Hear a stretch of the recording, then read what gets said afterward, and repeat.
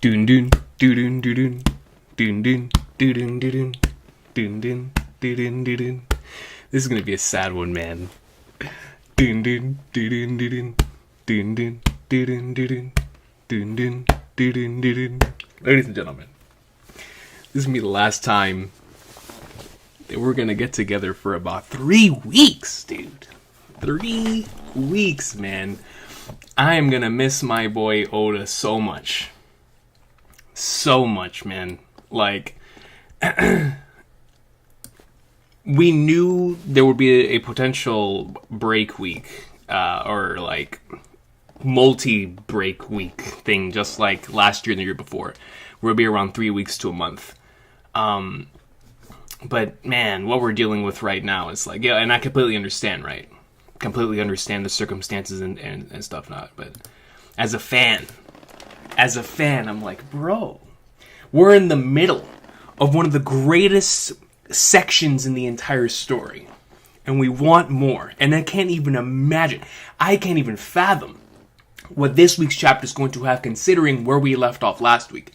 So it's like, man, in the midst of all of that greatness, my boy Oda is gonna go on a 3-week break, man. So, yeah, man, we're going to enjoy this one. We're going to digest and analyze every single panel because, man, it's going to be a while before we get the next one. But like I said before, I'm just so happy that it has nothing to do with immediate health concerns for Oda. That it's him mourning Akira Toriyama while also looking out for himself. And I'm so happy that Oda's taking the time to do that. Because there would have been a point in time in Oda's career where he wouldn't have done that. Where we know Oda would have prioritized everything that's going on right now over his own health any day of the week. And so to know that Oda's gotten to the point in his career that he can do something like this to prioritize his own health is the most important thing. And so I'm so glad that he is doing that for that reason, right? And of course to mourn Akira Toriyama because he was so close to him, right? And I had a feeling that it would be that or the live action, but it ended up being that for sure. And so let's see what will be in store for us this week. Please let me know if the audio is good. Man, I haven't streamed this early to a chapter because, bro, the chapter came out. I think I was in the middle of ordering Subway, which is where I was right before I came here. And I got home and I turned on the camera, right? So, legit, it was like a 30-minute time span. I don't think I've ever been that early for a chapter. Like, legit, right after it drops. Right after it drops. So, let's go ahead and look at the supers here. I really appreciate everybody who's here, by the way. I'm sure with the chapter releasing right now, there's probably a whole bunch of us that are going live at the same time. So I appreciate everybody who stopped by the greatness here, man. It means a lot. And also, nothing but love to everybody else who stream right now, too. Because I'm sure we're all about to go nuts here in our final bit of action before the greatness. Oh, and one more quick update before I go to the supers. I was already planning over the course of the next few weeks to put in a few more collaborations both on this channel and on other channels. But now that this has taken place, there's even more collaborations in store. So in terms of content, while we're gone, while the series is gone, there's going to be a lot of it. I'm going to be on quite a few individuals' channels, and there's going to be quite a few individuals coming over to my channel. So there will be stuff coming out on the channel throughout the break week, and I'm looking forward to doing all of that, obviously, when the time comes. But just know that, just like the other break week, actually, I think the last month break we did the Reverie. So that was crazy enough in of itself. But this one, I most certainly do have a few collaborations ready to go. So all love to you guys for that. So here we go. Starting us off here is Jonathan Tamal coming in here. Oh, is the audio good? Where's the audio good? Let me make sure. I think Audio Apu, thank you, Tasuyudi Saw. Appreciate you. Thank you, Izzy and Thing. Appreciate y'all. But here we go. Jonathan Tamal comes in with a 10. Shout out to my boy. It says, Coach, we are back for the One Piece greatness. It feels like it's been quite a while, right? Even though it's only been a week. I guess that just goes to show how insane that most recent chapter was. That it felt like it could have gone on break for like 2 weeks before this chapter came up, because just how insane it was, man. I also beat FF7. Yo, man. Another individual who has experienced peak, dude. I also beat FF7 Rebirth recently, and it's left me speechless. I understand, bro.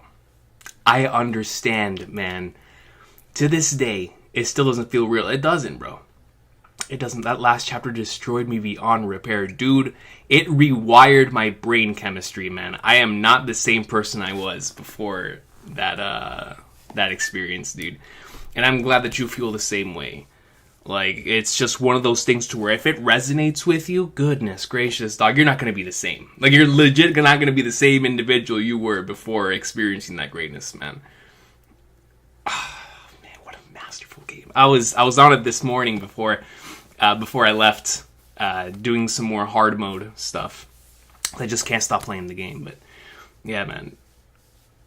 Actually, last time we talked to you, we were on chapter 6, right? So you went through all the greatness within the last week. So awesome sauce there, Jonathan Timol. Hopefully, I get the opportunity to talk about Rebirth in a more like being able to discuss it in certain spoiler plot points and stuff of that nature. Like, I want to go in depth with it. I'm just waiting. I'm waiting a little bit until a few of the boys beat it as well.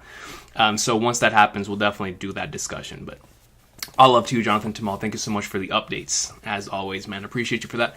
Josh Pointer comes in with a 5 and says, you are not ready. Oh, man, another one. Another all caps. You're not ready for this chapter, Coach. I'm typing in all caps for a reason. Now, let me tell you something. This man has not lied in the past, 7 chapters with this message. I will never be ready for a One Piece chapter, especially not a Final Saga Oda chapter. But the all caps for a reason, 100% justified here, with the craziness that's been going down lately, man. Especially that most recent chapter. Like, in terms of stuff I never thought I would see, for this is true endgame stuff. Never in a million years. Especially back in the day, would I have imagined I would get to the point where I would see all 5 of the Gorosei out on the battlefield at one time, man. It's still, I can't get over how incredible that stuff was. That by itself made that an extremely memorable experience, on top of all the other greatness we got in that chapter.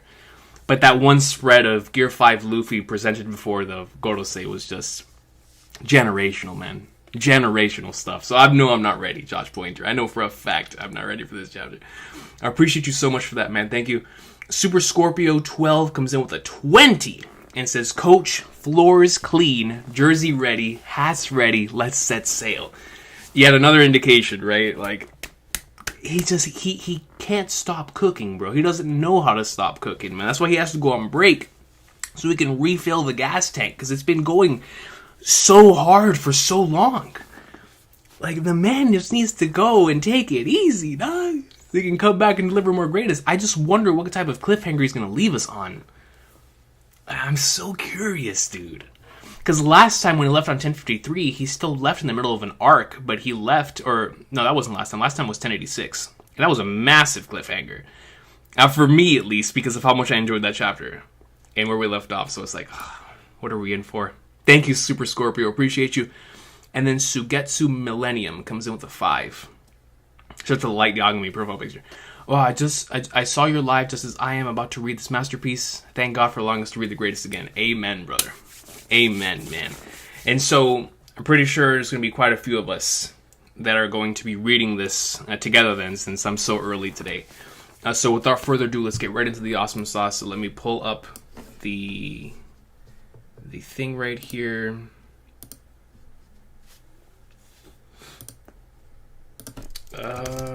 Read the title. Are we reading the title this week, ladies and gentlemen? Are we reading the title? Our end. What's good, yo? Playing Rebirth gives me life. I feel you. It really does fill the soul, dude. It really, really does fill the soul.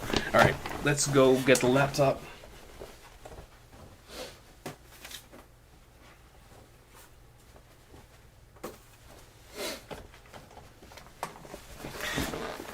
Oh, man, dude. Bro, what is Oda about to pull out for the final? 1-1-1-2, bro. Like, the chapter that lines everything up. The only chapter of like that we're gonna get, or I should say the last one that we're gonna get, because last time was 999. So this is going to be our last one, because I definitely don't expect Oda to get to 2222. So this will be the last time all the numbers line up. I wonder what'll be in store. I think the last one, the two most memorable ones for me are the most recent ones, which are 888 and 999. 999 was the alley-oop chapter. That was crazy. Leading us into Red Rock. With the Big Mom and Kaido on the roof. Talking about we're going to go chase after the One Piece. And 888, which if I'm not mistaken was the Carrot Transformation chapter. Which was also peak. TC... Let me see. 90%? Alright, so it looks like the audio is another good one. Or not the audio, the title is another good one. Let's go. Alright. Let's get right into it. Oh man, I'm so ready, bro. I'm so ready for this chapter. Ladies and gentlemen, we are here today, as always. Each and every single week that we are able to, that a chapter is being released. To get together. To discuss greatness. To get together. And discuss P-E-A-K. All caps. Like Josh Pointer puts out.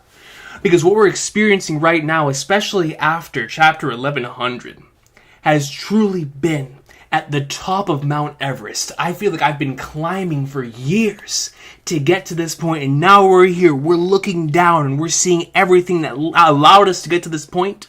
And also, we're looking towards the horizon at this brand new journey that is opening up before us in the final saga, man. We expected Egghead to be a transitionary arc that would be over in like 20 chapters, especially with how it started.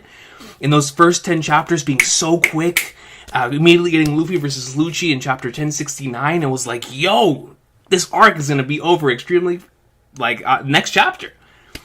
And to know that we got from that point to Around the World piece, back here, Kuma flashback piece, and now Gorosei piece. It's like this arc has been filled with so many twists and turns that I don't know how it's going to be for people who are catching up to the series in comparison to the weekly experience, right? And it's always like that, but especially for this arc. And so we're here today to experience the latest installment, chapter 1111 of the best-selling manga in history. And listen, y'all know my rating scale. My rating scale for One Piece starts at a 10, so automatically, 11 out of 11, it makes sense.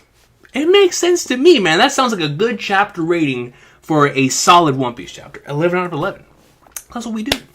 That is what we do, and so we are here today for what is hopefully in 2024 going to become the best-selling comic of all time, the greatness, the one and the only One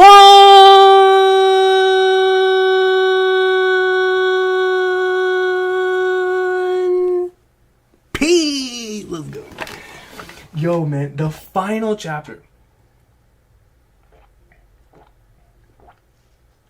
The final chapter before break.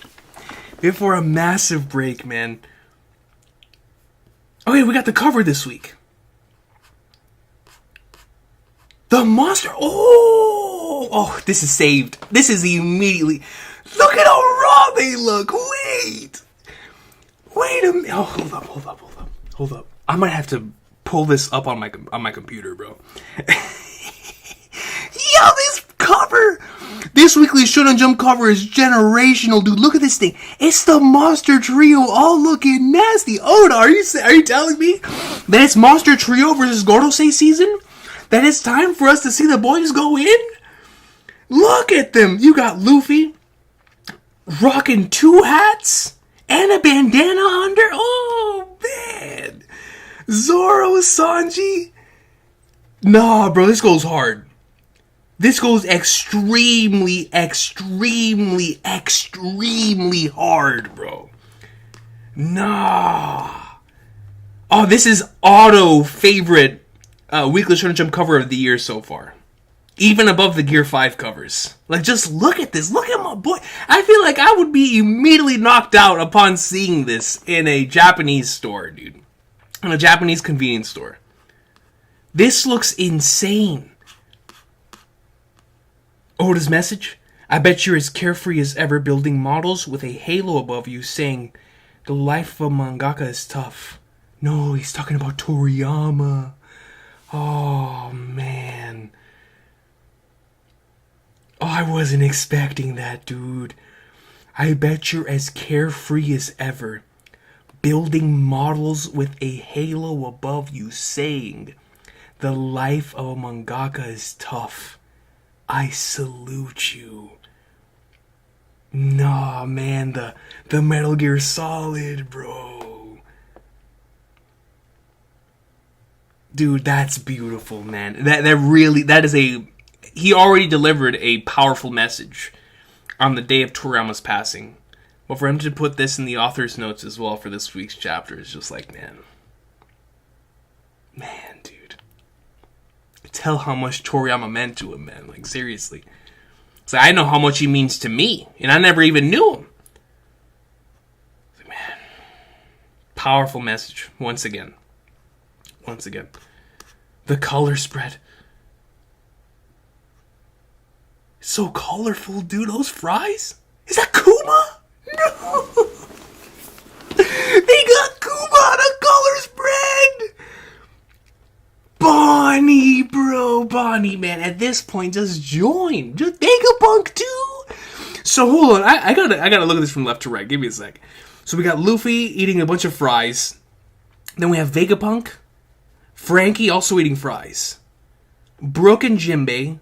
Bonnie, Nami, and Chopper also eating fries. Love that image. Usopp attempting to... Or is he climbing this thing with Zoro? It looks like he's being very mischievous here. Holding on to the bottom half of it. Kuma, man.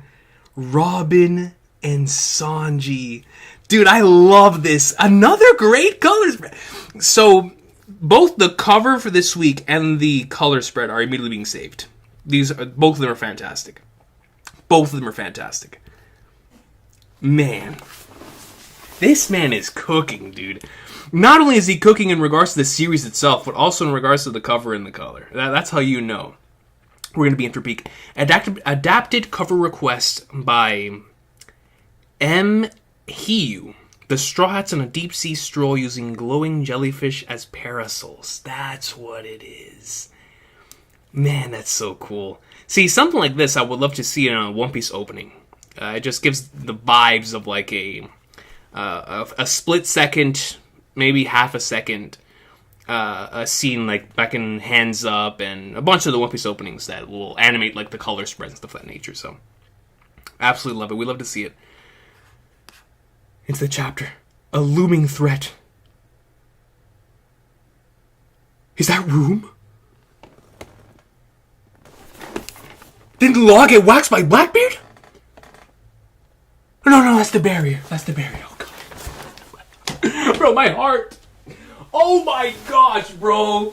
Oh, man, that's just the barrier. It's just the barrier. It's not room. I was about to say, wait. Who else is going to be here? Like, who else is popping up, dude? It already feels like the planet is ending. It already feels like end of Ava. And right here, right now, I was about to say, wait, bro, there's no way Trafalgar D water law is pulling up, but it's just a barrier. It's just a barrier. We're good. It's just a barrier. It's just the barrier. It's just the barrier. Dude, it's just the barrier, alright?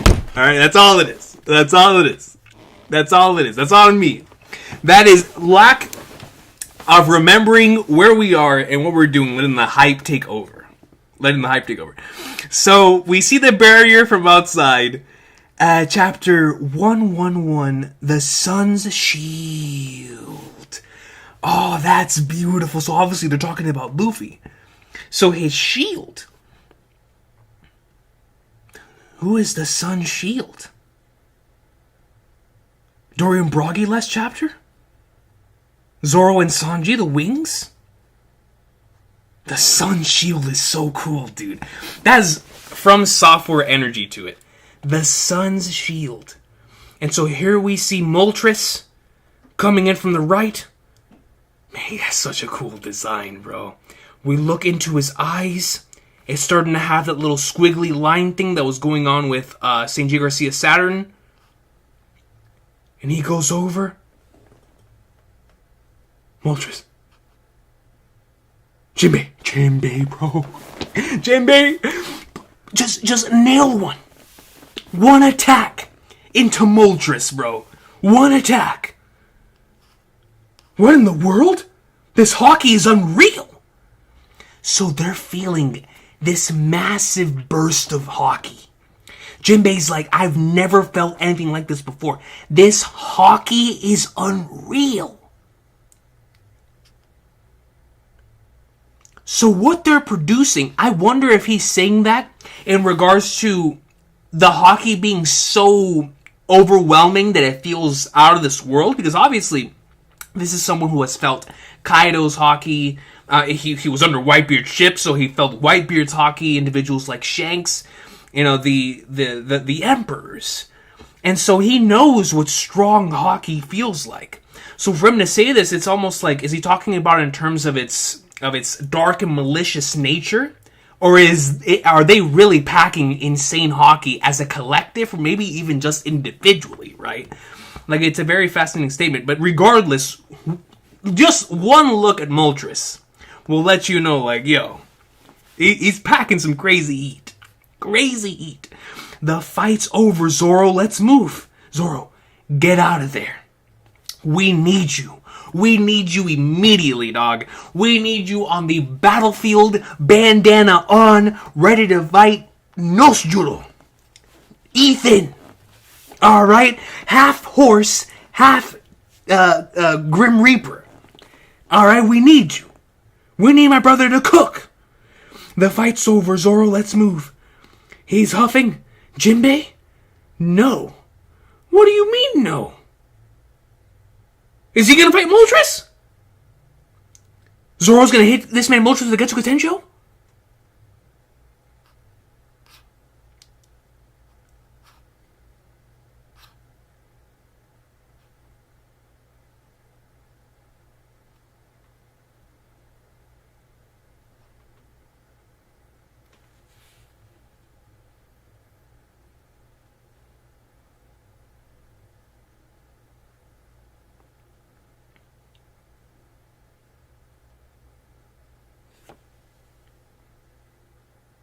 Did Lucci die? Did Zoro kill Lucci? Why do they have this man standing like this? They got this man standing like he was Prime Whitebeard. Or technically not Prime Whitebeard, but that moment was Prime. This man, look at the wounds on his chest. Or are they trying to imply he still wants to box because he's standing?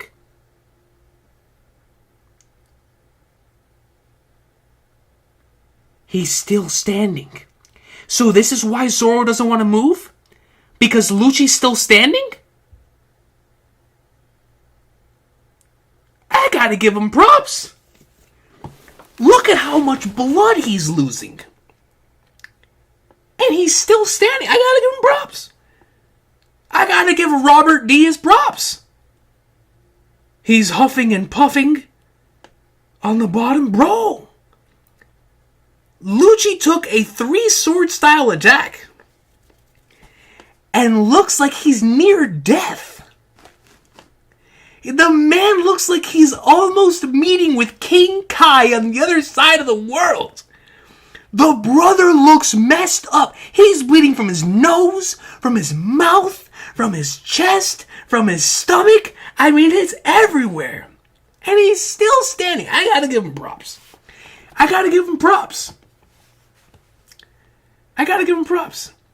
Now, I'm kind of scared for his life, because if he continues to fight Zoro, he's gonna get cut in like 50 different pieces, but I gotta give him props. He survived. Grrr!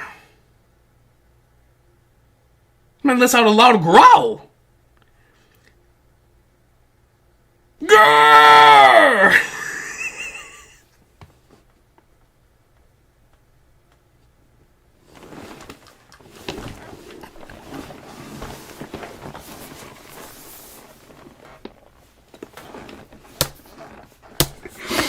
This man is standing in the middle of the battlefield, looking up towards the heavens, bro, looking up to the moon. And he's just like, ah! I don't know whether that's raw or silly. It might be both. Man. Jimbe, have you got him yet? Sanji's wondering, like, what in the flying earth is going on? Jimbe goes in, I'm on it. Come on, Zoro, you've already won. He grabs him, puts him in a headlock. Fishman karate. Oh, so now Jinbei's gonna box Lucci? Come on, Zoro, you've already won. Grabs him. Sorry about this, Rob Lucci. 5,000 Jinbei boxing? Sorry about this, Rob Lucci. 5,000 brick. Fist?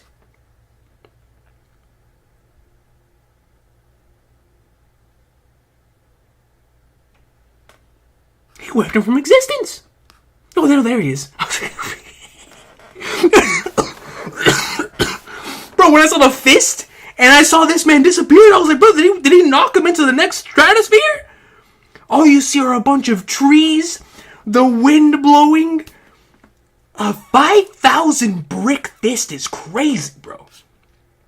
Lucci's blocking it. He gets sent back. He's in the gear second pose. Now he's outside of his awakened state and outside of his hybrid form. The Moltres!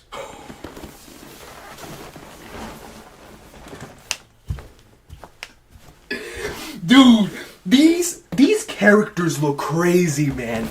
Bro, the Gorosei, these designs are genuinely both extremely cool and terrifying. Look at how insane it looks right here.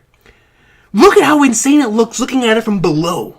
You see Lucci looking up, and Lucci is an individual that by himself has a really cool design, especially when he's awakened, right? Just has a really cool design.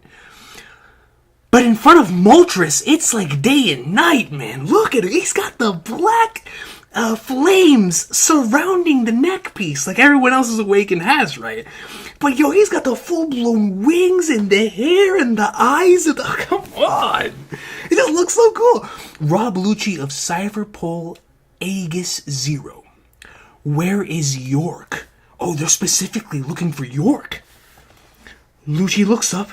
He's sweating because this is what he was told not to question when the instant messenger sama thing happened with Lucia. So now he's being directly confronted with the thoughts that he had. So now I wonder if Lucci survives all of this after having seen the truth.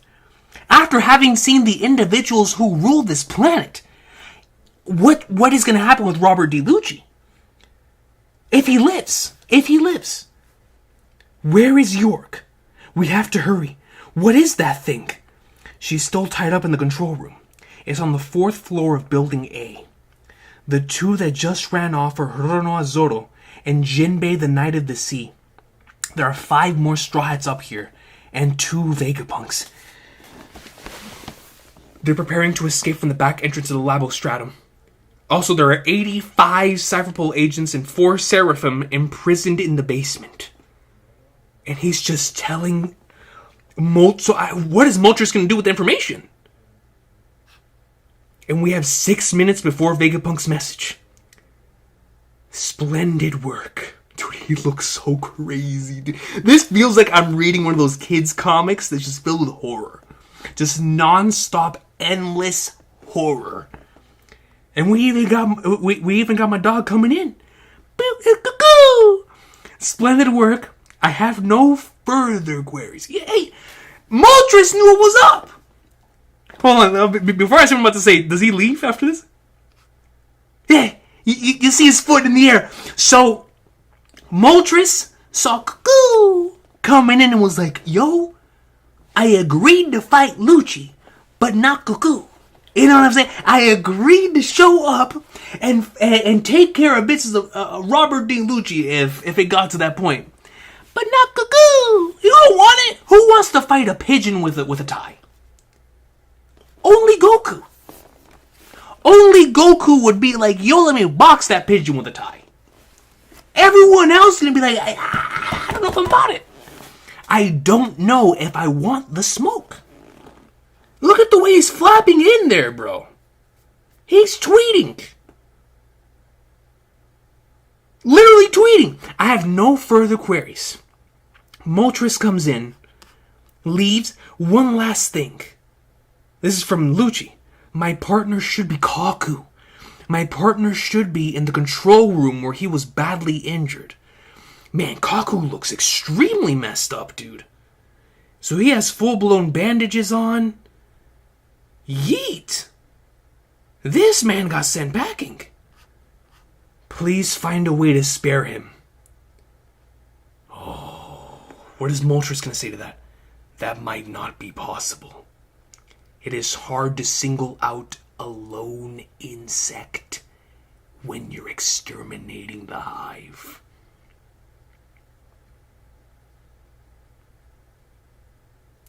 That might not be possible. It is hard to single out a lone insect when you're exterminating the hive. Dude. So all 5 of them have the same thought process. But what has me extremely excited is how Lucci is going to respond to this. Because obviously now, what that tells me is the might as well be, that's not going to happen. He's going up there with all intents and purposes wiping everything out. Right? Like, Moltres isn't going to care. And so I wonder how Lucci's going to respond to that, having already been questioning this from chapter 1060. So I'm very curious on where Lucci's character goes from here. Very, very curious. And exciting stuff. Exciting stuff that Lucci's looking out for Kaku in this way. And being like, yo, please find a way to spare my boy. Please find a way to spare him. That is awesome for Rob Lucci. Awesome for my boy Robert, man. We love to see it. This man is near death. Took an attack from full-blown 3-sword style Roronoa Zoro.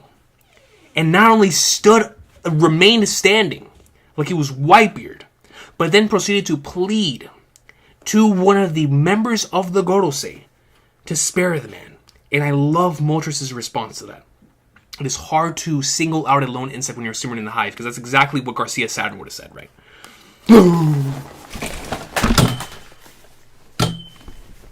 Wait a minute, man. Hold up. It's time for Gear 5. Wait, bro. Wait a minute, man. I've been waiting for this. Is the camera on right? I think the camera's on right. I think it's on. Okay, yeah, we're good. Bro, Monkey D, Giant Old Timers, it's really you. It's been over 2 years. Straw Hat, we hardly recognized you. Dorian, bro. Come on. They sliced that Dune Worm in like 10 different pieces. They're gonna make a shish kebab out of my dog. You don't want to mess with Luffy and Dorian Brogy, man? Come on, bro. It's been over 2 years. Straw Hat, we hardly recognize you. Ga-ba-ba-ba-ba. They tell tales about this god in Elbaf. Where did you learn about how he looked? Your appearance has been a pleasant surprise. Ga-ba-ba-ba-ba-ba. She. I don't get it, but we can talk later. Luffy's like, I don't know what this guy's talking about. I have not a single clue on God's green earth. But I'm gonna laugh anyway, because those are my boys. You know what I mean? I can't leave him hanging. I don't know what he's talking about, but it sounds funny, so I'm gonna laugh. Because Luffy's real like that. He's real! It's a pleasant surprise. Giants. Oh man, here comes Topman. A most unpalatable complication. Saturn, still with the crazy eyes. Oh my god. We have Dory and Brogy standing here. Luffy's in front of them, and they're in front of Garcia, Saturn, and Topman. What enormous beasts. It feels like we're back in the jungles of Elbaf. Old timers, we're not meant to fight right now. We're supposed to run away. We know Sanji told us when we bumped into him earlier. When you see Luffy, tell him we're meeting up on the other end of the island. Dory, Brogy, I'm counting on you. Got it, see you there. And he heads off. And here we have one of those classic One Piece maps. We decided to help you escape. Luffy's group down here, Nami and Usopp's group, which is still up there, and now has to deal with Moltres. After we saw the news. Elbaf ship is the goal, Bonnie's group down below, and Sanji and Vegapunk. So now we have a clear graph of where everything is right now. But man, that means Nami and Usopp have got to deal with the bird, bro. The report said the Navy was surrounding you after all. And he sounds off a horn? Another double spread? We see it resounding through the arena? Or I should say throughout the entire island? The signal from the captains. They found Straw Hat. And they lift up their hands, head to the ship. We're getting out of here. Rescuing them was our only goal. It's Elbaf time.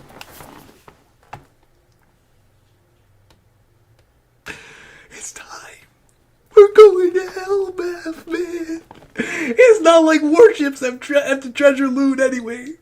You're not wrong. Yeah. They're signaling a retreat? That won't do. Allow me to blow a horn of my own. Oh, God. It'll drive home the futility of escape. Luffy looks back. This brother lets out a screech. One of those screeches that would immediately paralyze your entire party if it was a JRPG.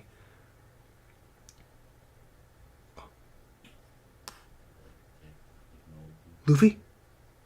The shields. Oh, there's the title. There's the title. Dory and Brogy pull up their shields. Of course, man, the shield of the sun, dude. As Luffy's being protected by them. We see how powerful this screech is, that it's moving these palm trees and the buildings. Might even be some sort of like wind blast. What in the world happened to Luffy? This man's eyes are all the way back here.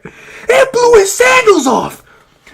That attack is confirmed stronger than Doflamingo. And I love Doflamingo. Doflamingo never knocked off my boy's sandals. It knocked off his sandals? I'm in shock. Bro, it knocked off the people's hat. It knocked off his sandals. It knocked off his eyeballs. Yo. That's an Ikkaku sovereignty level attack right there, man. The people's sandals, the Conqueror's coded 12s, and the Straw Hat. My boy's like, yo, what? Look, I'm as shocked as the panel showcases here. On both sides. On both sides. We see how strong this attack is, as there's the Conqueror's hockey energy is being released from this, as well as the individuals outside of the island are feeling this as well. The island's going crazy again. People are getting knocked out. Oh my god, bro. Getting knocked off from the hockey. Hey, you good, Straw Hat?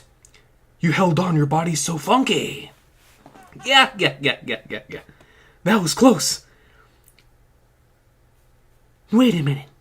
It knocked off his scar, too!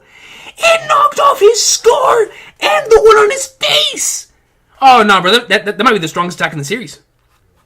That might be a stronger attack than Ikkaku Sovereignty. Than Divine Departure.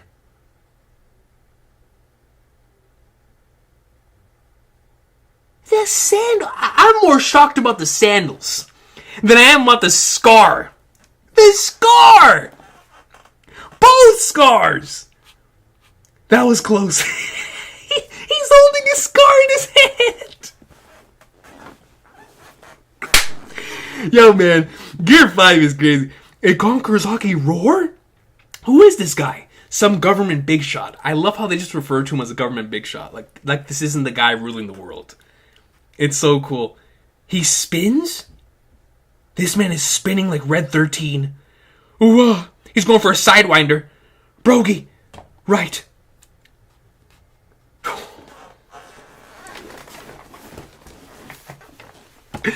Stop playing with the Giants, man.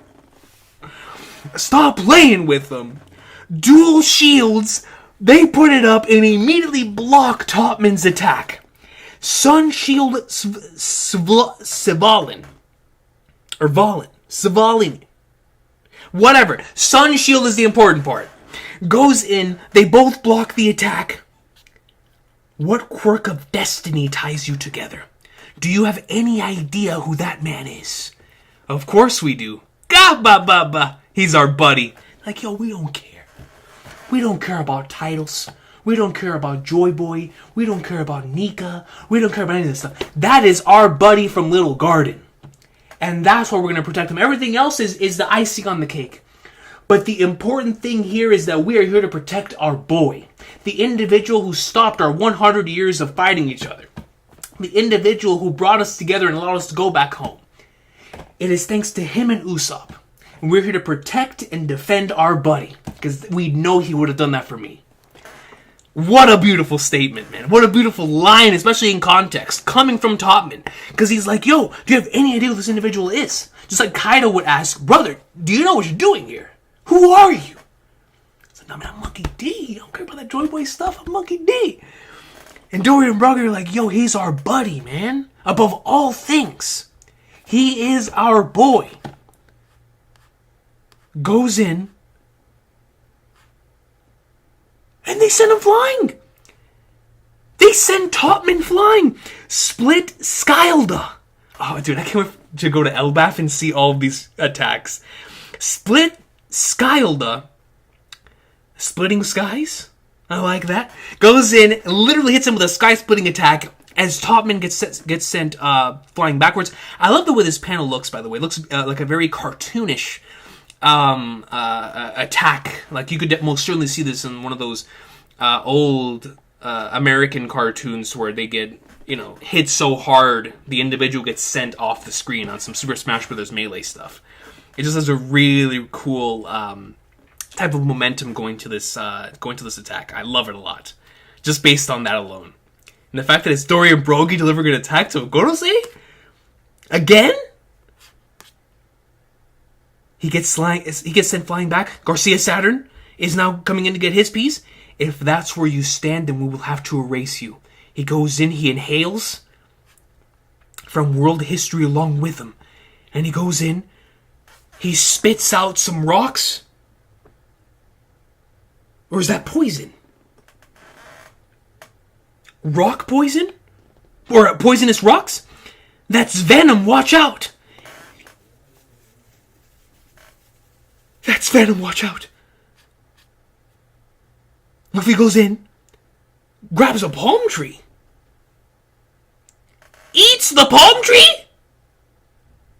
He takes a bite of the palm tree.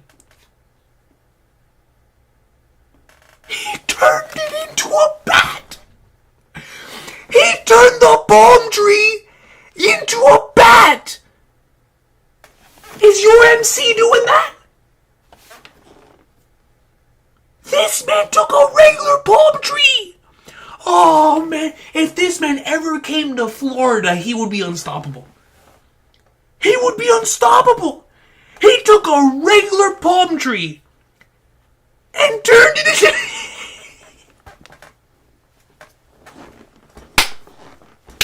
and turned it into a bat! The 56 literally meaning Gomu. She. He even put a baseball helmet on. Bro, Gear 5 is different.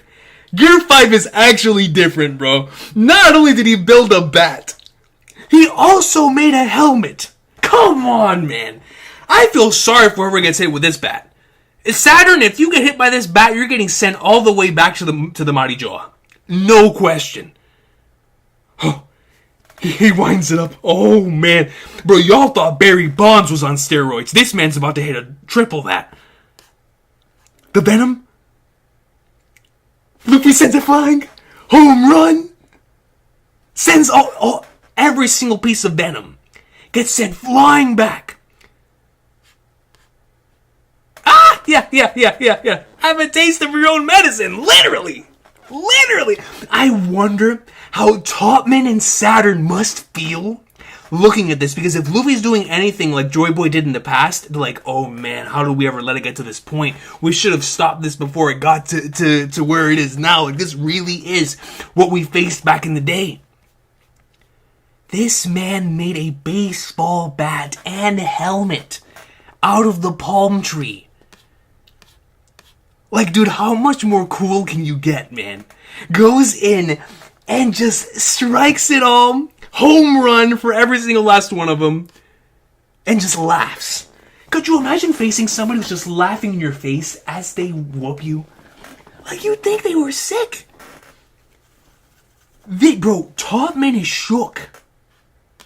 Huh? And they explode! So this man was... This man literally hit a home run with grenades. Huh? They explode! And once again, with the eyes popping out, Luffy's like, what is going on? Even his tongue is popping out at this point. Massive explosion. Captains, the flames will block off the forest. Alright, let's go. They're gone though. No, we have to hurry. These guys, they can't die. Oh man, what an incredible panel. What an incredible panel of Garcia Saturn, Topman, and it was Jupiter, right? Jupiter was the worm. So yeah, it's Jupiter, Topman, and Garcia Saturn. And they're all in that shadowed out state. Looks really, really cool. But Luffy's confirming, like, yo, they cannot die. We have to get out of here. Similar to Sabaody, Luffy realizes his limit and it's like, wait a minute. If we don't hurry up and do something, they're going to annihilate us because they cannot die. We don't know how to take them out. Then let's get a move on. Are they really immortal? No idea, but no matter what I do, they keep coming back. Luffy's like, yo, I've been doing everything. I turned him into pizza. I hit him with grenades off a baseball bat. They just keep coming back. I've never heard of any race or ability granting that kind of power. We may be running, but I count this as a victory. I love that. They're like, yo, I count that as a dub. I may be running away, you know. You know what that is? That's like whenever you're playing Tekken and you win and you say, nah, I'm good on the rematch. Like, I won, I caught my dub. I barely won, but I'm good. I'm good off the rematch. I'm getting off. I'm going to go fight someone else. And I hate when people do that to me. But I understand because it's Luke. Listen, man, like I said last week somewhere. I don't remember where I said it now. I think it was on Twitter. Where if any MC says anything, I'm like, okay, that's cool. Luffy says that he's the greatest of all time. It's just like that here, man. Random Tekken player 8 comes in and is like, yo, I'm not going to rematch you because I barely beat you.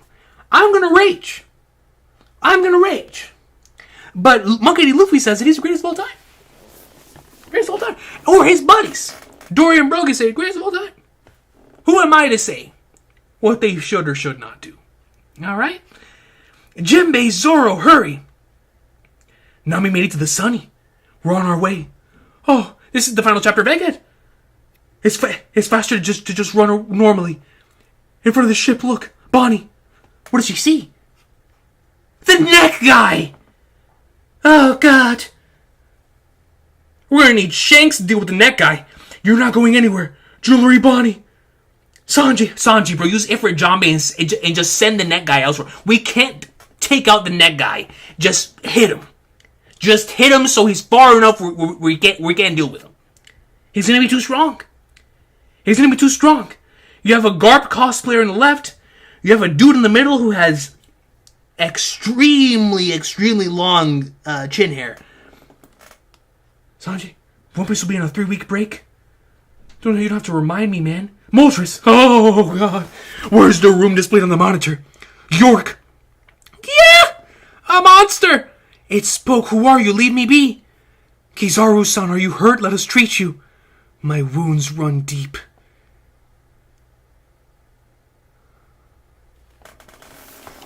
And we know he's not just talking about physical wounds, bro. We know he's talking about emotional wounds and what he saw and witnessed here, man. His mind, his mentals took very, very, very, very deep inflicted wounds. His heart has deeply inflicted wounds.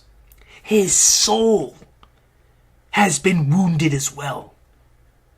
Every part of his body, even outside of the physical wounds, are currently running deep with everything he probably feels like he could have stopped and was unable to do so because of how conflicted he feels right now, man. Kizaru, bro. Kizaru, man. My wounds run deep. We should attend to them right away. Just let me rest already. Come in. Something way bigger than a giant just showed up. What? Oh my goodness. Oh, it's gonna be the thing from Thriller Bark. It's time. It's time to see the thing from Thriller Bark, bro. The thing that was taller than any page, than any part of the magazine, that was bigger than the planet. It's finally time to see the Thriller Bark mystery thing, bro. Something way bigger than a giant just showed up on the northwest shore.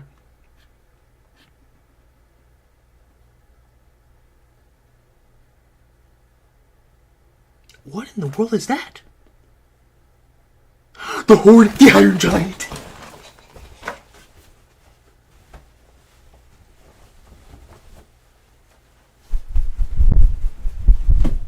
Let's go! Our ship is taking us out of here. The Iron Giant is on the move. The flames aren't even phasing it. Oh, that's gotta be the Iron Giant. He only has one horn. Creek? It is the Iron Giant. He's there! It's like a titan in the middle of an inferno. Woo!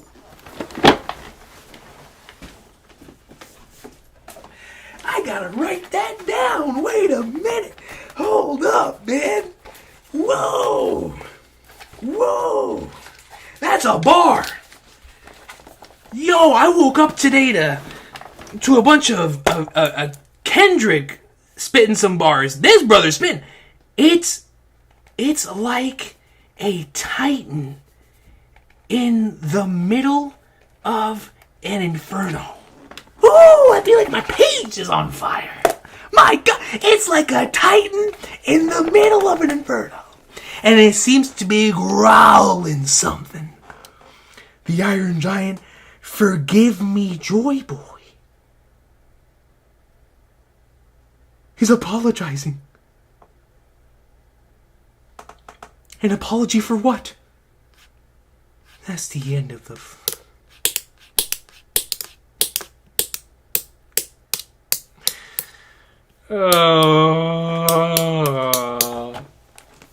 And that's how we end the chapter. Bro. That's how we're going on a 3-week break. It's with Forgive Me, Joy Boy. At least I get the opportunity to talk about ancient Kingdom, Void Century stuff now. This is nuts. This is actually nuts, bro. This is so fire. The Iron Giant, after being gone for all of this time, is finally giving us the opportunity to move. Like it's there, it's on the way, it's going, and it's bigger than a giant. So the Iron Giant is on the move, flames aren't phasing it, it is going. So now we have a Zunisha who is going towards a certain place who was once Joy Boy's companion. We then now have the Iron Giant who is specifically stating, forgive me, Joy Boy. Forgive me. Joy Boy's apology. And Fishman Island. All this stuff is starting to come into fruition. And I can only imagine how the Gorosei must feel having to experience not just the Joy Boy Nika stuff firsthand again with the baseball and the explosions, because they're like, yo, this is literally what happened in the past, right? I'm going to assume. But now the Iron Giant is coming in, so they're like, yo, now we gotta deal with both of them again? It's like the Teen Titans retiring and then they come back older. As a matter of fact, I think a better reference would be It's like Batman in the Batman Beyond Return of the Joker movie, when an old Bruce comes back to confront the Joker, and he's like, oh my goodness, now I gotta deal with this one and Terry McGinnis. It's like, man, the old squad coming back in clutch, bro. This another fire chapter of One Piece, bro. So Lucci standing, that was the last thing I was expecting. Last thing I was expecting, bro. Unreal hockey. Lucci still standing. Then Jimbe sends him packing. Moltres goes in. We had a great character moment with Lucci where he's like, yo, please find a way to spare Kaku. Then, of course, Moltres is like, yo, screw that. No lone insect is going to be worth that trouble when you're exterminating a hive. Luffy, Dory, and Broggy greatness continued. Topman delivering an insane attack. One that even sends Gear 5 Luffy's scars, his sandals, his eyeballs packing. Like, come on, bro. That's a divine departure level attack right there, man. That's insane. The island's going crazy again. As everyone gets just, as they start getting knocked out. And then I love the sun shield stuff, bro. They whack Topman, bro, and then Garcia Saturn comes in. Luffy turns the palm tree into a baseball bat and sends it back, man. I mean, just beautiful, incredible stuff. Then we get this really cool panel of the Gorosei shouted out. Awesome stuff as everyone is right in front of the ship. We're almost out of here. They gotta deal with the Chin Dude. We're gonna need Dragon to deal with the Chin Dude, man. York with Moltres. So now they're definitely gonna take York with them. Kizaru. And the Iron Giant is on the move. Forgive me, Joy Boy. Ichiro Oda continues to cook, man. What a chapter. What a chapter, dude. It's like Elbaf, we can almost taste it, but I don't want to leave Egghead, because it's just so good. Conflicting feelings. But I'm so glad to see the Iron Giant on the move. Because we've been waiting for that ever since chapter 1064, and especially after he woke up, right? When Luffy initially went into Gear 5, or no, the second time he went into Gear 5. And we saw that he woke up again, like, when was the Iron Giant going to be moving? And we see him here in this chapter, man.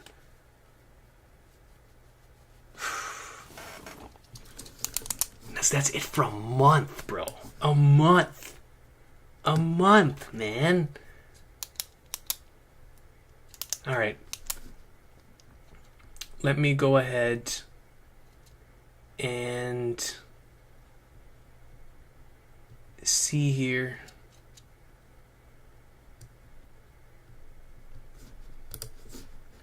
I can't believe he blew Luffy's scar away. And his sandals. His sandals, bro. He blew away his sandals. No one blows away his sandals. Oh, you know how crazy that is? Let's read some supers. Akash Panda comes in with a 5. And says, seems Luffy picked up magnet skills from Kaido. Great point! I didn't even think about that. Because we know throughout the course of the series, Luffy has been inspired by either individuals that he thinks are cool or his former enemies, right? Like he learned Soru from Lucci, for example, the pinwheel from Genzo, and stuff like that, right? But the batting thing from Kaido, for sure. The funniest part is Luffy did all that while Saturn's attack was still approaching him. Cartoon logic. And that's what makes it so much fun, bro. That's why I love Gear 5. Because Gear 5 can give you something as epic as we got a few chapters ago, whenever Luffy grabbed Kizaru and Saturn was like, yo, what y'all doing? Hey, yo, you ain't leaving here, that's for sure. You ain't leaving here. And we have epic moments like that. And then we have extremely cartoony moments that are still so raw, like the one we got this week. Like, bro, this man took a palm tree and turned it into a baseball bat and a baseball helmet. You know how awesome that is? That is so cool, dude. It's so cool. Cartoon logic for sure, Akash Panda, man. We love Gear 5, man. I really do, bro. And it's for stuff like that. And especially in story context, like the Gorosei have to be like, man, how do we ever allow it to get to this point again? Like our mortal enemy, because I can only imagine what the original was doing with the same exact fruit. Probably doing extremely insane nonsense that had them just shook because they weren't prepared for anybody. So unpredictable. And it's like, man, with Luffy's unpredictability, it's like that fruit is truly limitless, man. Like Sloth Guy said, it reminded him of Fooly Cooley. Literally. Like, it was just like one of those Fooly Cooley things with the baseball bat, right? And the big where the forehead sticks out, right? And it really does, it just feels so cartoony, and I just love it, man. I love it.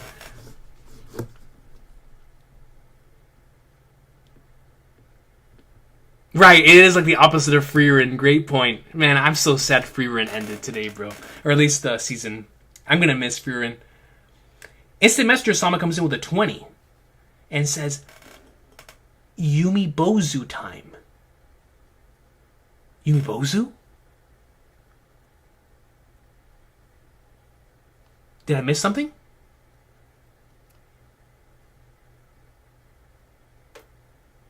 There was a Yumi Bozu in this chapter? Are you talking about Emu? You think Emu's a Yumi Bozu? Is that the theory? Is that where you're going with Emu? That you yourself are a Yumi Bozu?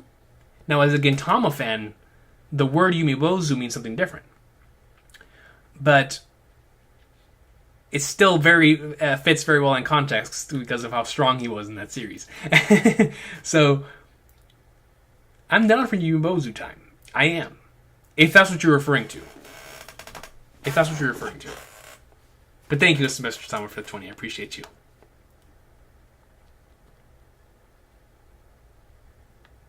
Jonathan Tamal comes to members for 11 months. Says, of course, he leaves us with an Iron Giant cliffhanger. Bro, we've been waiting for the Iron Giant to move for weeks, months. Excuse me, literally months. We finally see him move. The Iron Giant moves.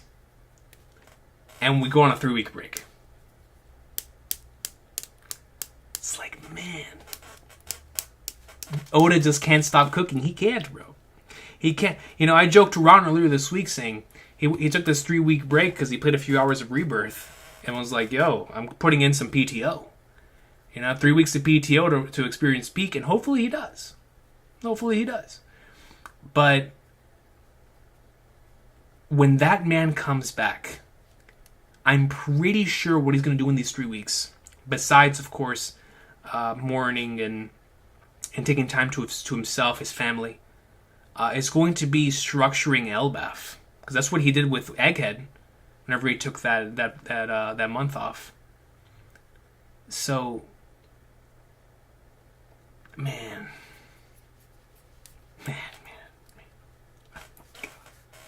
Oh my goodness, man. Dude, this man, and like Josh Pointer says, not on your comment, Jonathan Jamal, it's like the Iron Giant also has an apology for Joy Boy. There are so many people that have regrets about the past. Joy Boy himself, Zunisha's punishment, the Iron Giant. It's like, what happened, man? Why are they apologizing? What is it that they feel so sorry for? Oh, man. Classic Oda cliffhanger, bro. What a great chapter. Alexi Ungronasu comes in with a merch for 11 months and says 11 months for 1111. Let's go. We're all going to be standing like Lucci this chapter after the 3-week break. Oh, facts. That, bro, after the 3-week break, we're literally all going to be a bunch of Luccis. Bloodied, standing strong, a version of the very, very strongest is going to be playing as we're sitting there.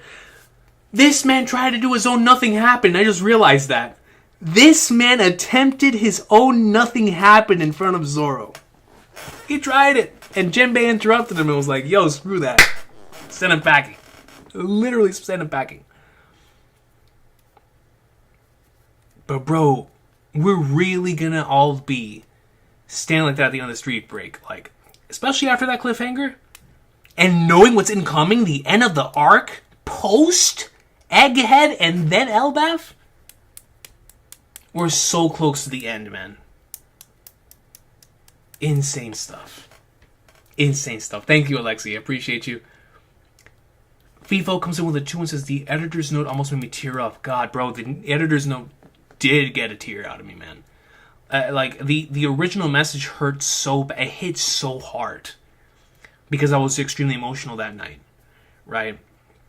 But this one hit because I wasn't expecting it. I wasn't expecting him to touch upon it again. And what a powerful message to add on to an already powerful message. You can tell how much you loved him, FIFO. Seriously, man. Thank you. Thank you for the 2.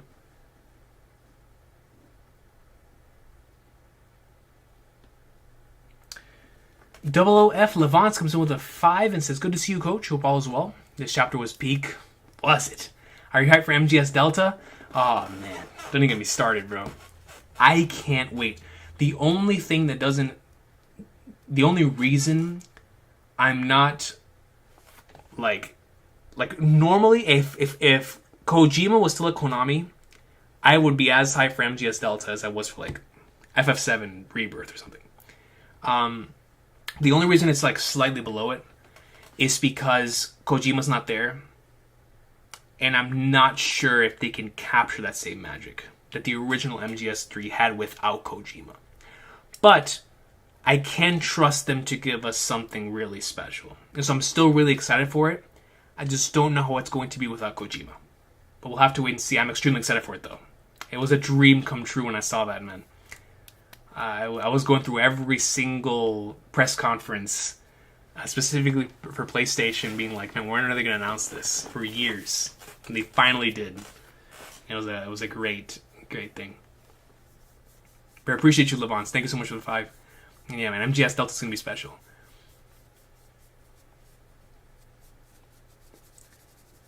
Snoop, keep an eye out.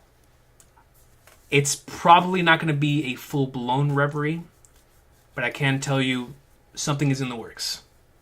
On someone's channel. Someone's channel. I'm not going to say who, but there is something in the works. There is something in the works. And it's not going to be a full-blown reverie, but it is going to be quite a few of us getting together to talk about Peak.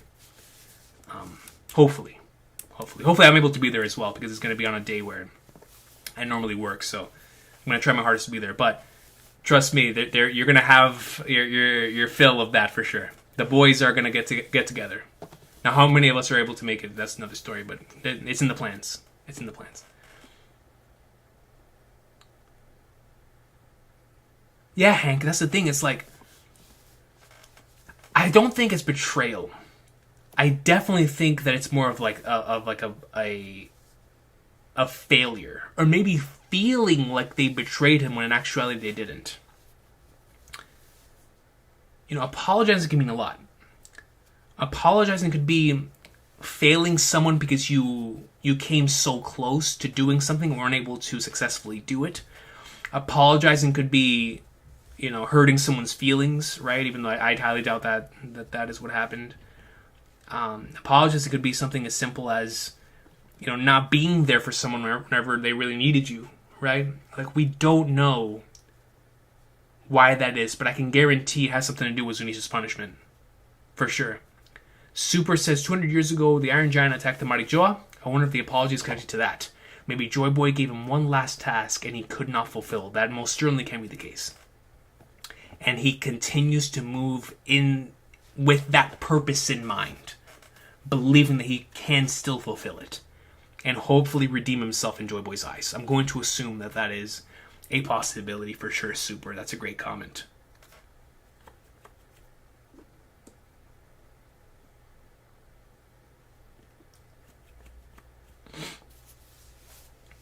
Will you catch up to the free run manga? I'm considering it. I haven't watched today's episode yet. It depends on how I feel after watching the episode. I can't wait. I can't wait. But yeah, then after that I'll make my decision whether I should read the manga. Vortex! What is good, my boy? Recon comes in with a 5 and says, I said this in a stream long ago, but I'm convinced we're slowly meeting Joy Boy's crew deeper into the endgame. Each member failed to carry out a task. That is such a great comment, Recon. And I do remember whenever you said that. I believe you said that back when Zunisha came back into the story and was revealed to be his companion. But you're absolutely right, Recon.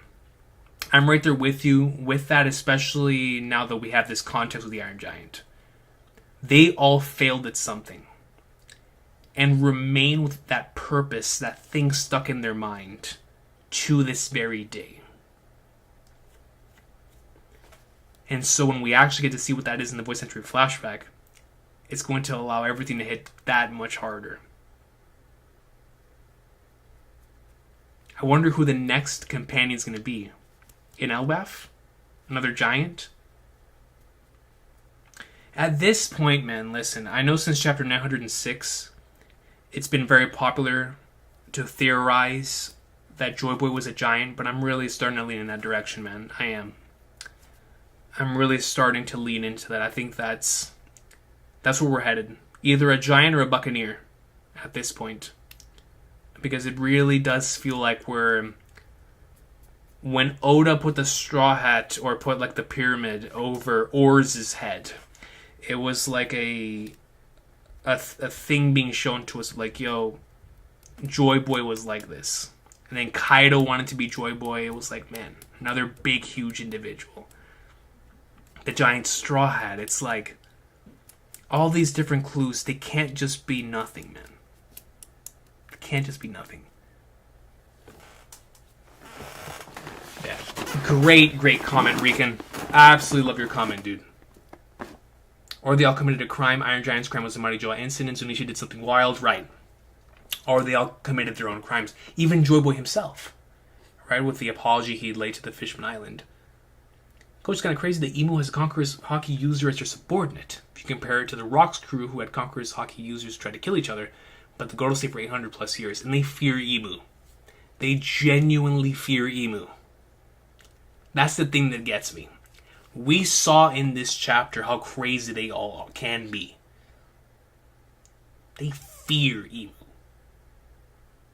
Emu rules over the planet. He was the only one to nail an attack on Sabo. Like, come on, man. Emu hype, dude.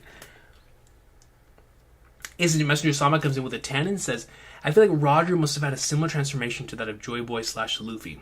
Because almost everyone who fought alongside him felt like they betrayed the king. That's fascinating. Roger must have had a similar transformation to that of Joy Boy / Luffy because almost everyone who fought alongside him felt like they betrayed the king. So, transformation in terms of them as characters, right? And how they transform the people around them. You're right, man. Like, you do get that same type of vibe from the Roger crew, from the Roger Pirates, of individuals that do feel regret and guilt for what happened. That they were too early. When you think back to Rayleigh. There is that measure of, we could have done more. If only blank, right? That's fascinating, Mr. Sama. That's actually a great call. A great call.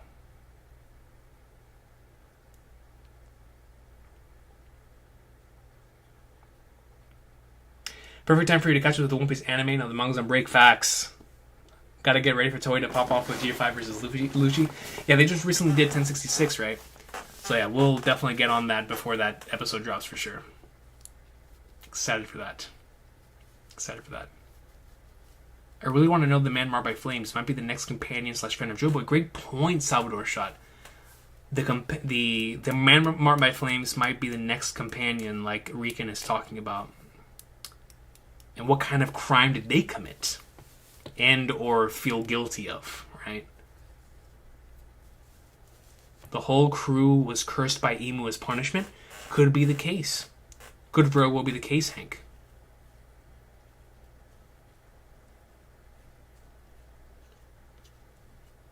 If you do catch up to the free manga, I recommend Kide Cake Scanlations. This scan's low quality. I'll keep that in mind, bro. Thank you for looking out for me in regards to that, because I for sure would have read the regular scans that are on the app. Iron Jack could be Frankie, Zunisha is Chopper, Lily is Vivi, Pluton is the Going Merry ship, ooh, and maybe others were slowly meeting Joey's crew. Great point on all of the above so far. You watched the Sparking Zero trailer? Dude, Josh Poitras, that trailer was so peak, man. The fact they brought back beam clashes, for me, was like the icing on the cake, where I was like, let's go. Let's flip and go, man. We'd love to see it. Dragon Scene from 1097 was so fire. Or talking about the episode. Yeah, I gotta watch it, man. I gotta watch all that greatness. Andres Gonzalez comes in membership for 25 months. It says bird stocks rising. Dude, bird stocks are out of this world. In One Piece, right now, bird stocks could be as high as bird stocks in Toriko. You know, every bird in Toriko was OP. But birds, anything that flies in Toriko is OP. But in this series, so far, I think that this is most certainly going to be the case in One Piece as well. Bird stocks are rising. Bird stocks are rising in One Piece, man. We need more birds. We need more things that fly in this series. Thank you, Andres Gonzalez. And he says, last chapter could be my favorite One Piece chapter ever.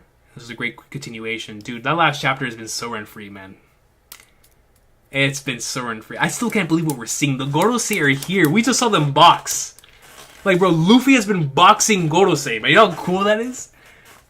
FIFO comes in membership for 1 month. It says, let me add yet another one to this. Latest One Piece chapter and latest JoJo chapter. Oh, man, I gotta catch up to JoJo Lands, dude. I'm behind quite a few chapters. Being peak at the same time. I'm reading so good. 100% you are, yo. 100%. I need to get up to date with JoJo Lens. Haven't read since we read on the channel. What was that, chapter 3? Chapter 4? I'm behind, man. I miss my JoJo Lens. I miss Araki, bro. That's my guy. I definitely need to get back up to date with that. I appreciate you, FIFO. Thank you. Where do you think Vegapunk's video feed is coming from? From YouTube, right? On a serious note, it's probably coming from, my assumption would be from the main brain. What do they call it again? What did we call it? Or what is it called? The Punk Records. Coming from Punk Records.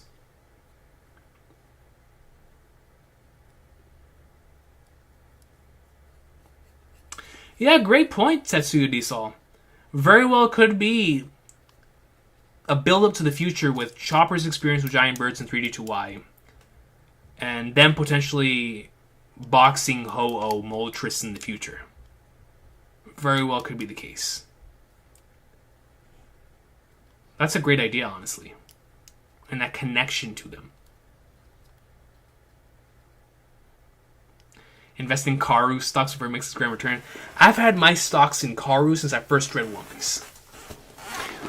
I'm a massive Final Fantasy fan, so Karu is a chocobo. And I'll always have my stocks in anything related to that. So, Karu, without question, I'm in your corner. I'm in your corner.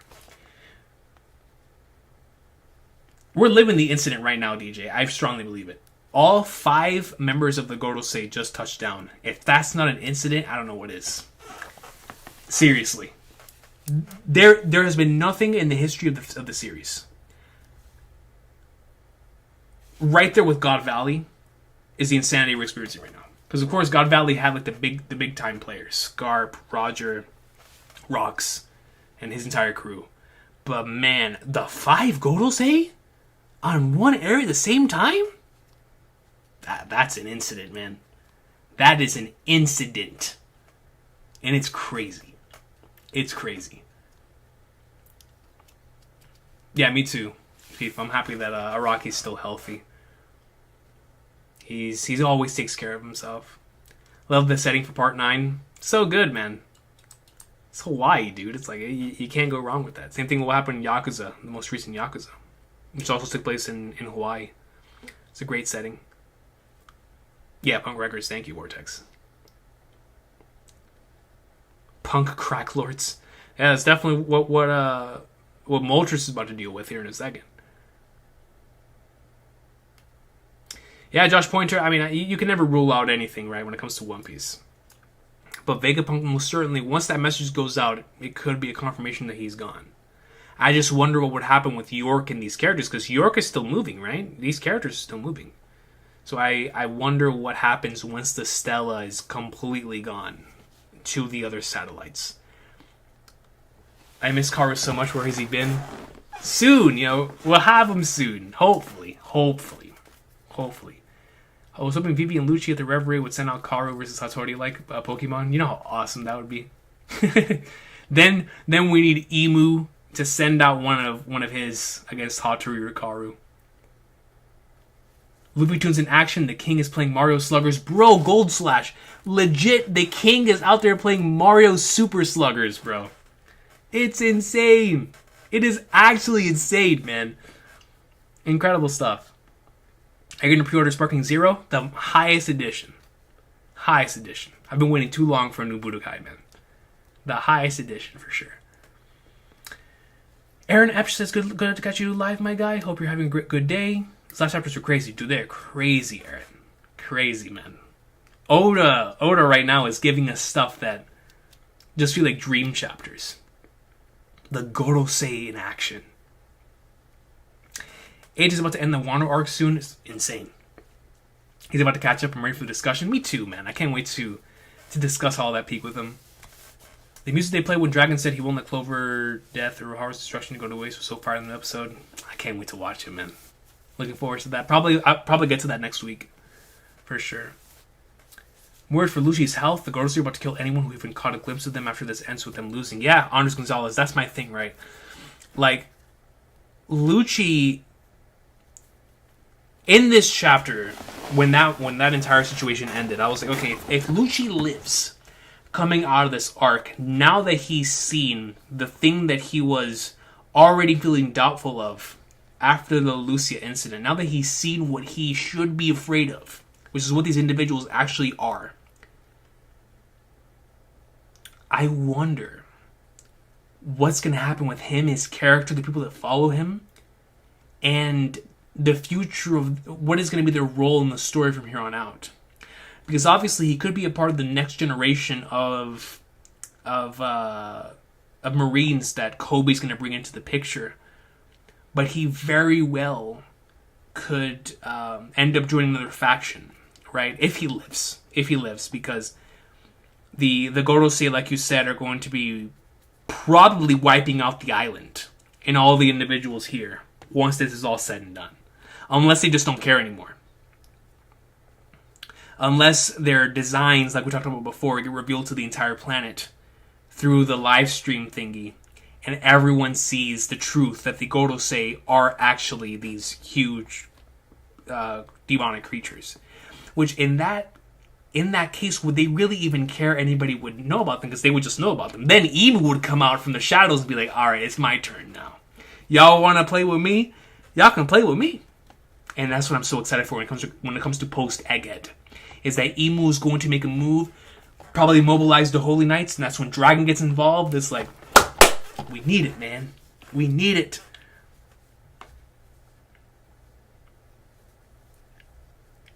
Iron SOTG comes membership for 23 months, almost 2 years. Says, Aoashi's so fire. Let's go. More people getting on the greatness. Thanks for putting me on. I'm on chapter 119. That makes me so happy, dude. I appreciate you and Ali G last week. We're talking about, getting into Aoashi. That's so cool. It's just such a great series. I'm sad that I caught up. Because I'm like, man, I gotta wait for this weekly. It's crazy. But thank you so much for checking it out, Iron. Glad you're enjoying it. Yeah, Isaiah, I'm glad for individuals like yourself that are able to catch streams like this. I wanted to do it tonight on normal time, so that way everybody could be here that normally can attend, but I wasn't able to. I was like, man, I gotta do this early. Gotta do it early. By the way, tomorrow I'll be over on Hidden Islands channel discussing greatness. And that was another reason why I was like, I gotta do it early, because if I can't do it tonight, I have to wait till Sunday. And so I had to do it right now. For sure. It's been 1 year since Shanks' divine departure. Oh my, bro, where does the time go? Where does the time go, man?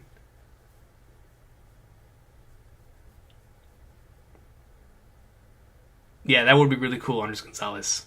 It'd be great characterization for Robert. Akbar J, no.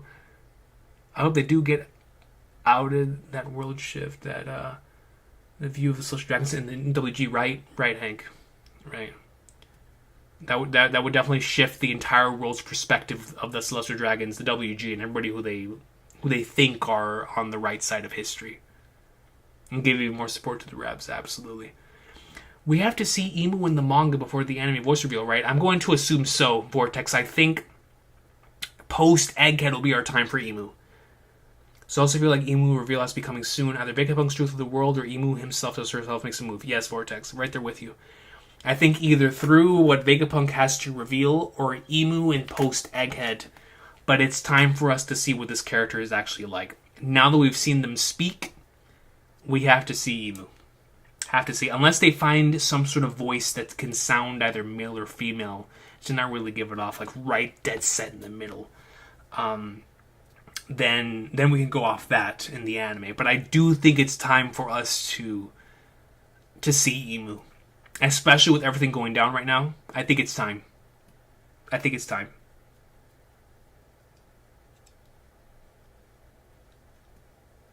You think so, Super? You think the video message gets interrupted? You think they succeed in that regard?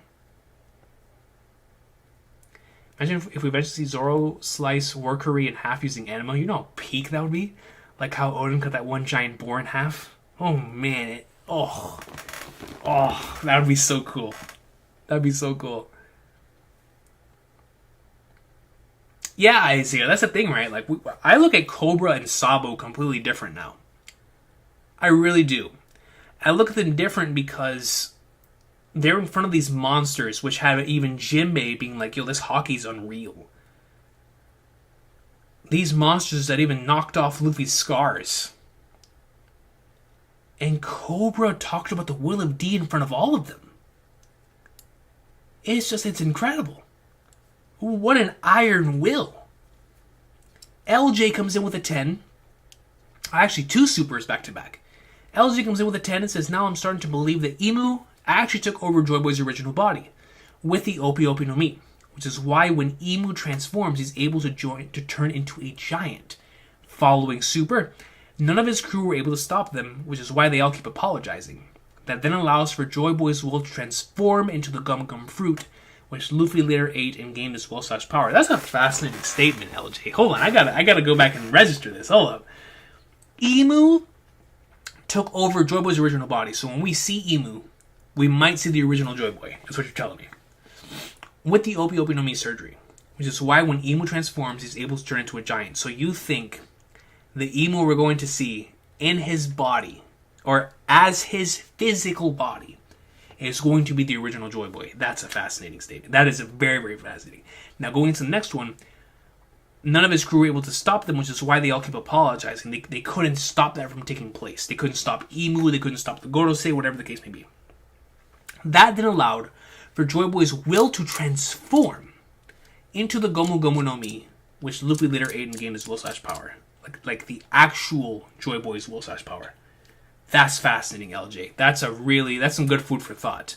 I know we've spoken before when Chapter 1084 came out in 1085 about the possibilities of him using the Opi Opi no Mi surgery for potentially switching with Lily, but switching with Joy Boy.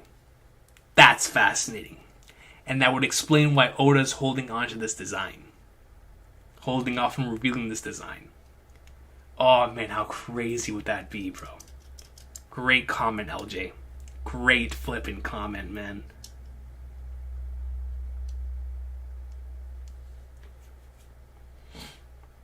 Crazy, DJ. Crazy, man.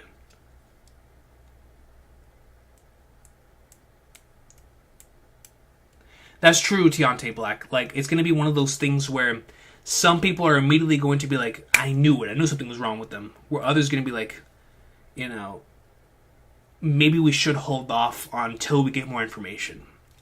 Because they're going to be like, man, a lot of this stuff is taboo, right? Just like you said. Like they're still going to be on the side of the WG. Because they're going to think that Vegapunk's just spitting a bunch of nonsense or something. The only way that maybe they all get convinced, maybe not all of them, but the majority get convinced, is through video proof, right? Like if something were to, like if, for example, if all of the 5 Gorosei were to show themselves before them on the stream, and that's a part of the reveal, right?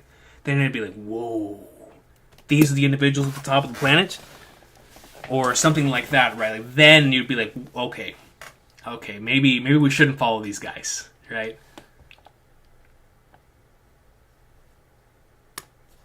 Yeah, Wapol did see them, yo. Like, it's crazy. That's why Wapol was so shook. He's still shook. Oh, snap. Yeah, Gold Slash, good call with the Dio and JoJo stuff. Absolutely. You're very reminiscent to that, honestly.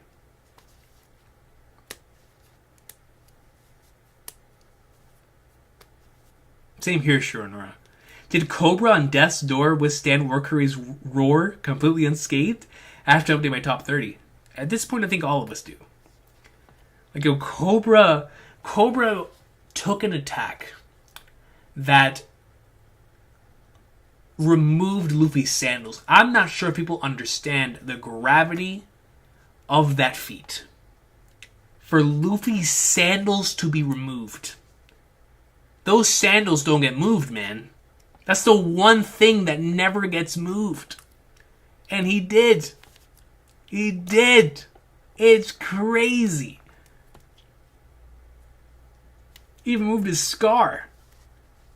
It might be that time, DJ. Almost. We're almost there. I'm going to assume he's still going to hold it in his back pocket.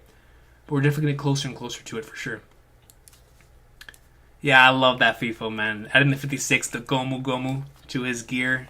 It's just, it's so cool. So cool. Same super. And these chapters in general, for the past, this entire volume, have just been so much fun to look forward into the future of the story, because we know this is all still just, obviously a lot of stuff's going down, but we know we haven't gotten into the craziness of the story yet. So, it's like, what does Oda have in store for later down the line, man? It's insane. It's insane. Still hoping for some giant worm greatness soon. Jupiter will cook. Jupiter will cook. Definitely DJ at this point. Dude, I can't wait for Vivi, Isaiah. Like, yo, when Vivi comes back into the story, it's gonna be so good. First of all, just to have her again, but I genuinely think she's gonna be on a mission to either expose Imu and the Gorosei, or try to bring a bunch of people on the planet to her side by letting them know that what Vegapunk is saying is probably true. Like, I'm looking forward to post Egghead and Vivi greatness, because I know it's going to lead to something really special for her character, especially with what we know of Lily, right? Exciting stuff. Exciting stuff. The cuffs of his pants were blown away. Were they really, dude? Oh yeah, that was a little cloud thing on the bottom. Gear 5 is nutty, man. Gear 5 is seriously nutty. That's hilarious. I really wonder if Elbaf will be the place where Luffy finally meets Shanks, or will Oda make them meet somewhere after Elbaf? It depends, Aaron Epsh, on the pace, right? If Elbaf's going to be a long arc, there's a possibility for it there. If he wants them to meet at Lodestar or at Laugh Tale, who knows? But if he wants them to meet before all of that, I could see Luffy meeting Shanks at Elbaf. But we knew Shanks was going, or last time we saw in 1079, Shanks was on the way out the door. So they might not meet at Elbaf. But if he stayed behind, for whatever reason, then it still could be a possibility. I guess we'll have to wait and see. But I would probably bet on it not happening, just because they were on the way out the door. Elbaf screams heavy lore to me. I think we're getting a lot of lore in Elbaf for sure. A lot of lore in Elbaf. Yo, Gold Slash Man, whatever the Iron Giant does to the Gorosei is going to be peak, man. Peak fiction. I can't wait for that. The Iron Giant doing anything is going to get me hyped. But boxing the Gorosei, one of Joy Boy's former companions? Boxing the Gorosei? What? What? Come on, man. Quack2 says post Egghead is going to be an exposition waterfall. It's going to be a domino effect. Literally every single chapter of post Egghead, I'm going to assume is going to be dedicated to setting up the rest of the final saga. Which is just nutty to me. Like, so much potential for all-time great One Piece chapters. There. All good, Isaiah. I understand. Thank you so much for being here. Yeah, great point, DJ. I don't know what's going to happen with Kuma now. After all of this has happened, right? Like, I don't know what the plan is for Kuma, for Vegapunk, for Bonnie. There's a lot of question marks still. Tatsuya D. Saw, that's a great point.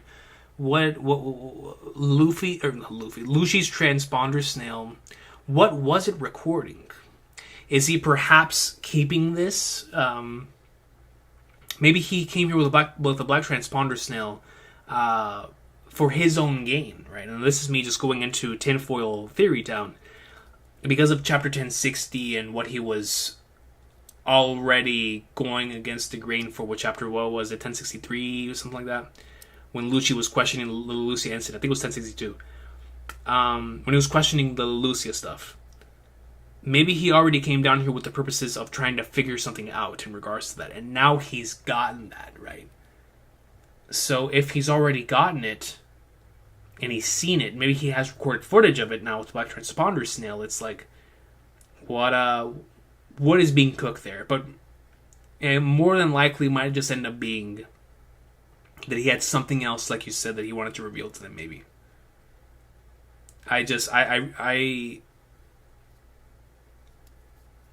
Lucci's been so interesting for me in this arc. And I would not put it past him for him to have something like that in his back pocket. Like a fail-safe, like Old Slash says. I would not put it past him.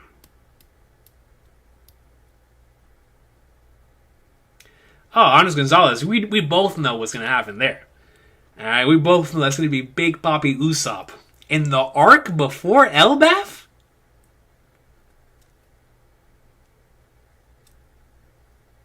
Great point, Akash Panda. Thank you so much for that. I completely forgot that Black Transponder Snails, as told to us in this arc, they tap into Den Mushi conversations from around. Absolutely. So Akash Panda corrects me and says, no, Black Transponder Snails tap into Den Mushi conversations. Lucci's tapping into Straw conversations and reporting to Mars. That is a fantastic point. I forgot that was confirmed earlier this arc. Great point there. Also, Big Mom's not back for Elbaf while riding the streets. I mean, if she's going to come back at any point, that's the perfect time, right? There's a reason why that was in her flashback. Yeah, Hadruddin being Elbaf's going to be super cool. I'm looking forward to that. But ladies and gentlemen, we're going to go ahead and call it here. Thank y'all so much for being a part of this, especially with all the... what I'm going to assume is just a bunch of us going live at the same time. I really appreciate y'all being here with me to read the greatness. We'll be back in 3 weeks for the next chapter. I look forward to seeing y'all then. But like I said before, I will be active both on my channel and on other individuals' channels, doing collaborations and stuff of that nature. So we're going to have a good time here for the next couple of weeks, discussing the greatness, the possibilities of the future of the story, Elbaf, the end of Egghead, post-Egghead. There's going to be a lot to discuss with this story. So I will be looking forward to that in the near future. And man, what a fantastic chapter to leave us off on. We saw the Iron Giant make a move, dude. I can't wait for more greatness in the near future. But like I said, we'll definitely be collaborating with individuals on their channels and on my channel here in the coming weeks. But if I don't see y'all in any of that stuff, And I will see you for the next installment of the best-selling manga in history here in a couple of weeks. Y'all have a good one. Take care. Holy flagnards, man. I can't believe we're experiencing all this craziness right now, bro.